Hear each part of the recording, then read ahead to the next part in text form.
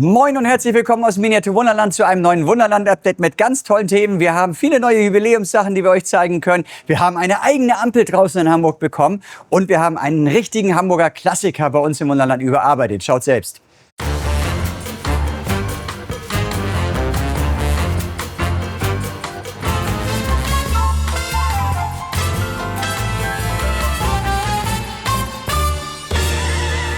Ja, während hier hinter mir der Iguazu gerade mal still steht, wir bauen überall, alle Teile sind jetzt zusammengesetzt. Ihr seht, da drüben wird ganz viel gegipst und so.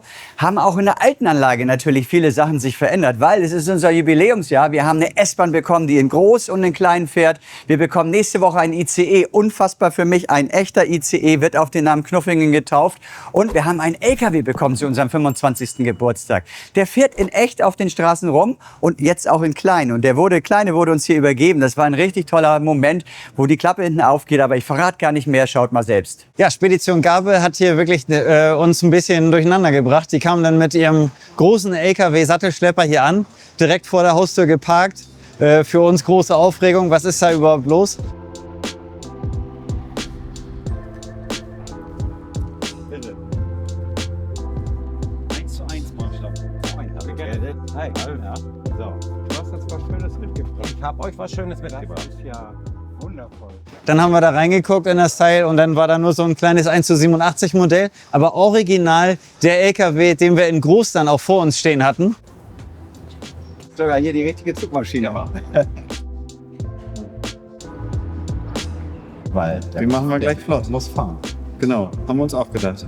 Das Jubiläumsjahr wird immer besser. Also am liebsten für mich ab jetzt immer Jubiläumsjahr, weil jetzt gibt es auch einen Wunderland-LKW von Gabe. Und also irre schön. Wenn man es im Kleinen baut immer, vergisst man ja, wie groß die in echt sind. Auch wenn ich so ein Autofan bin, wie ihr wisst. Aber also das Auto würde ich auch nehmen. Ne? Aber dann natürlich am liebsten in der Elektroversion. Aber die haben wir hier ja. Wir elektrifizieren den jetzt und dann wird der im Wunderland fahren. Aber das Original mit der gleichen Nummer sogar hier stehen zu haben, in so toll gewaschen, herrlich. Ich glaube, ich notiere mir gleich die Kennzeichen. Ja, die muss der natürlich auch bekommen. ja. Kennzeichen sind jetzt natürlich auch drauf auf dem Fahrzeug, so wie es sein soll. Und natürlich auch die richtigen Kennzeichen. Das heißt, das Fahrzeug ist einsatzbereit und kann auf die Anlage.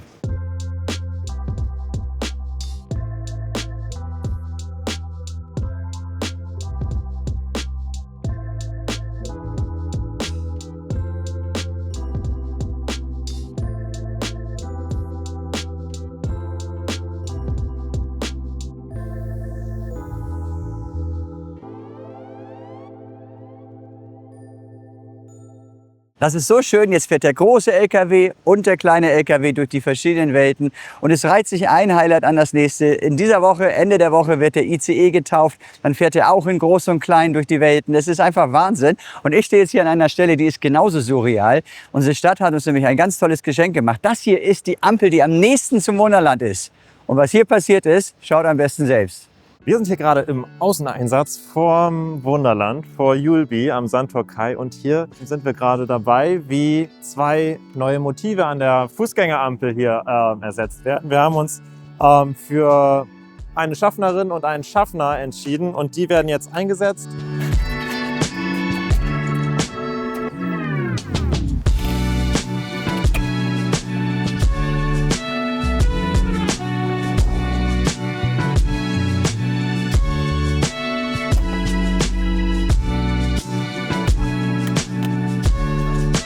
Ist schon was Besonderes, also habe ich so auch noch nie gemacht, dass wir da Sinnbilder heißen die ja, die Symbole, die wir da einbauen in die Fußgängersignale. Also normalerweise haben wir ja so Standardsymbole, die da drin sind.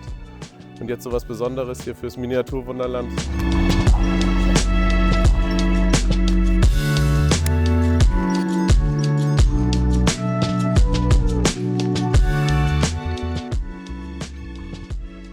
Also ich weiß gar nicht, wie ihr das findet. Ich finde das so cool. Vielleicht geht ihr da auch einfach nur vorbei und nehmt das gar nicht wahr. Wenn ihr es genauso cool findet, macht doch mal, wenn ihr mal wieder im Wunderland seid, ein Foto, postet das. Wir würden es freuen, wenn die Bilder um die Welt gehen.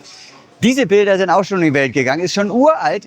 hat jetzt eigentlich 25 Jahre Planungsjubiläum, denn genau vor 25 Jahren haben wir unser Volksparkstadion hier geplant, fertiggestellt vor ungefähr 24 Jahren. Es ist schon alt, wir haben es immer mal wieder saniert. Jetzt haben wir es aber ganz doll an einer Stelle modernisiert. Wir haben jetzt LED-Bandenwerbung. Schaut mal selbst, sieht eigentlich ganz einfach aus, war aber unheimlich kompliziert. Ganz wie im echten Stadion funktioniert es bei uns nicht. Da im echten Stadion alles viel größer sein muss, haben die natürlich auch größere Displays, beziehungsweise ich glaube sogar es sind einzelne LEDs, die das Bild projizieren. Wir haben dafür einfach kleine, normale TFT-Displays, die wir lange gesucht haben und dann gefunden haben, in einem Format, das wir natürlich brauchen. Wie Freddy euch erzählt hat, ist unser Stadion schon ein paar Jahre älter und dementsprechend auch die Werbung, die wir drin hatten. Wir hatten vorher so statische Bandenwerbung, die auch schon uralt war. Und als wir vor 2 Jahren den Videocontent für das Spiel erneuert haben, haben wir uns gedacht, dass es auch ganz cool wäre, wenn wir nicht auch die Werbung vielleicht ein bisschen flexibler, ein bisschen moderner darstellen könnten, das auch mittlerweile Standard in jedem großen aktuellen Stadion ist.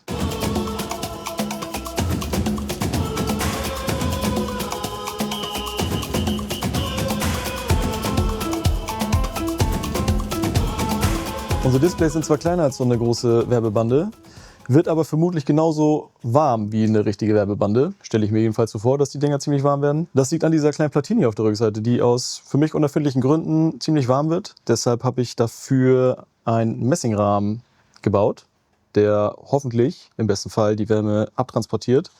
Und Steffen hat die dann für mich lackiert in schwarz, weil goldenes Messing ist irgendwie nicht so schick hinterm schwarzen Display. Aber ich glaube, jetzt haben wir da eine gute Lösung für. Von diesen Displays haben wir jetzt mittlerweile 8 Stück im Stadion verbaut.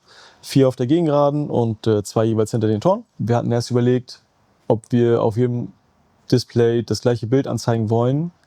Wollten aber die Abwechslung haben. Deshalb haben wir uns dafür entschieden, für jedes Display ein Raspberry, der dann dementsprechend den Videocontent abspielt.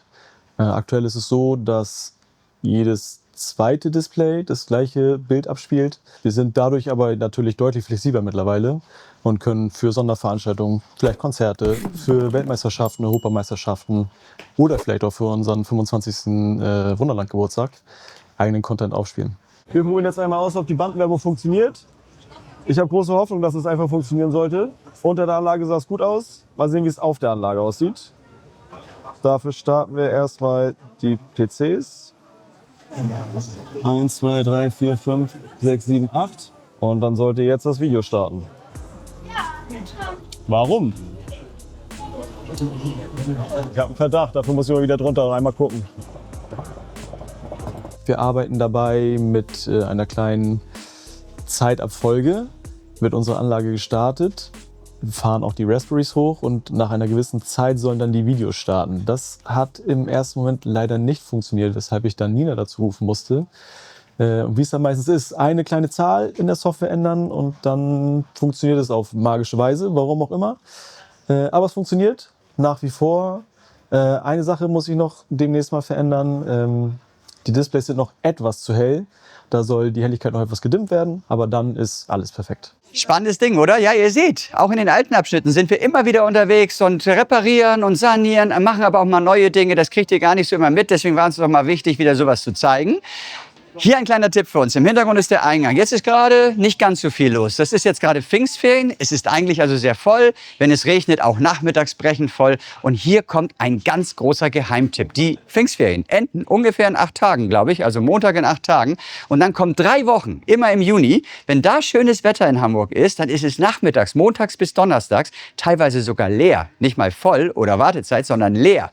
Also, wenn ihr in Hamburg seid oder aus der Umgebung kommt, dann schaut doch mal, wie das Wetter in den nächsten 3 Wochen ab Ende der Pfingstferien ist. Wenn die Sonne scheint und ihr Lust habt aufs Wunderland, das ist der richtige Moment. Ansonsten wünsche ich euch eine wunderschöne Zeit. Sonntag, es ist viel Sonne in Deutschland. Genießt sie, habt Spaß und freut euch auf das nächste Update. Macht's gut. Tschüss.